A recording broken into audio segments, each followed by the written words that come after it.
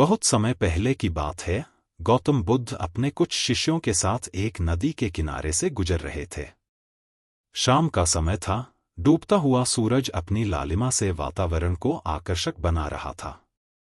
तभी गौतम बुद्ध ने देखा कि छोटे छोटे कुछ बच्चे नदी के किनारे पड़ी गीली मिट्टी से छोटे छोटे घर बनाकर खेल रहे थे।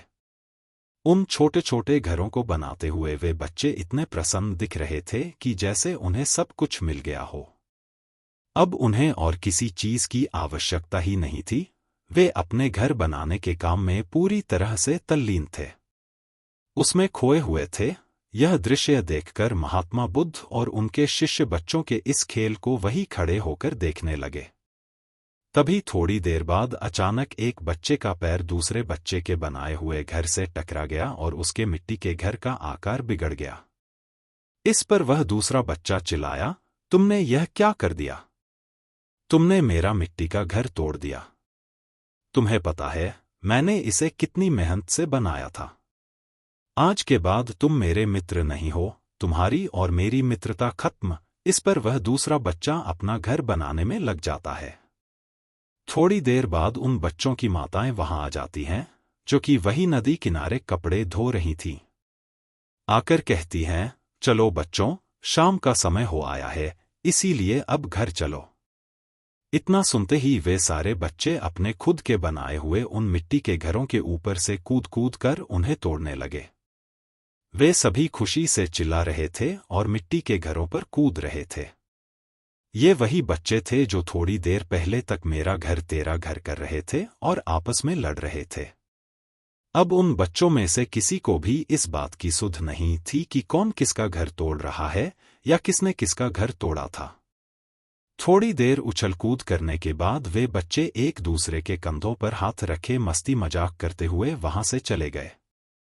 जब तब उन बच्चों ने ये माना हुआ था कि ये मिट्टी के घर उनके हैं, तब तक उनके बीच लड़ाइयां भी हो रही थीं, उनकी मित्रता भी टूट रही थी। लेकिन जैसे ही बच्चों को पता चला कि अब रात होने वाली है और अब उनके असली घर जाने का समय आ चुका है, तो बच्चों का मिट्टी के घर के प्रति सारा मोह समाप्त हो गया और उन्होंने खुद ही कूद कूद कर उन घरों को तोड़ डाला और खेलते कूदते अपने अपने घर चले गए।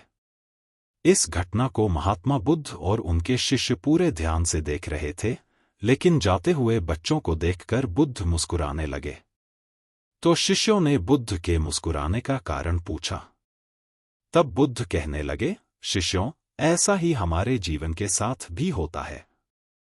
जिस इंसान को यह स्पष्ट रूप से दिखाई दे गया कि यहाँ मरना है, रात होनी ही है, आज नहीं तो कल अपने असली घर वापस जाना ही पड़ेगा, उस इंसान का इस संसार के प्रति सारा मोह, सारा रस समाप्त हो जाता है। जैसे जब उन बच्चों को यह महसूस हो गया कि यह तो उनकी ही बनाई हुई दुनिया थी, जिसमें वे कुछ देर के लिए खो गए थे, उनका असली घर तो कहीं और है। तो उन्होंने खुद ही अपने उन मिट्टी के घरों को तोड़ दिया और उनसे मुक्त हो गए।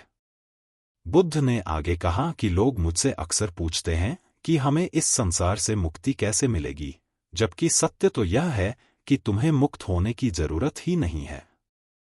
तुम तो पहले से ही मुक्त हो, ये तो बस तुमने मान लिया है कि तुम दुनिया से जुड़े बैठे हो। ये तो बस एक सपना है जिसे तुम सच मानकर जिए चले जा रहे हो।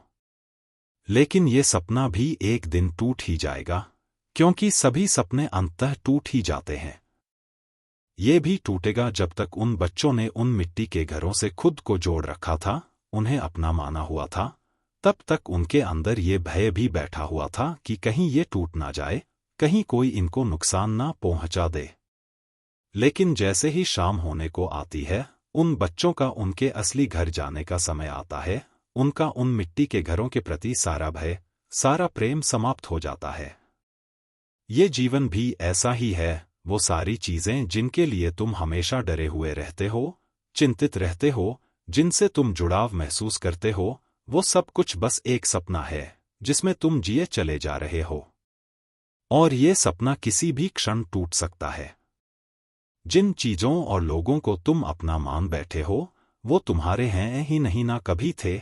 यह तो बस तुम्हारा भ्रम है, और दुनिया में लाखों लोगों का यह भ्रम हर रोज टूटता है। तुम्हारा भी टूटेगा। बुद्ध आगे थोड़ा गंभीर होकर कहते हैं, यह दुनिया एक सपना तो है ही, लेकिन साथ ही साथ यह सत्य को जानने का एक अवसर भी है।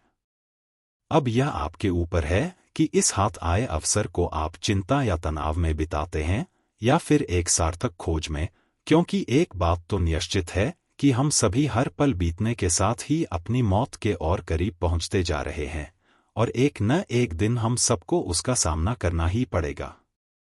अगर आप लोग इस दुनिया को इस नजरिए से देख पाएं, तो दुनिया की कोई भी परेशानी, कोई सा भी दुख आपको अशांत या परेशान नहीं कर पाएगा। आपके मन के अशांत होने का केवल एक ही कारण है, प्रिय शिष्यों, खुशी उसमें नहीं जो हमें मिलेगा, बल्कि उसमें है जो अभी हमारे पास है। खुशी कुछ करने या न करने से नहीं मिलती, बल्कि खुश रहना तो हमारा स्वभाव है।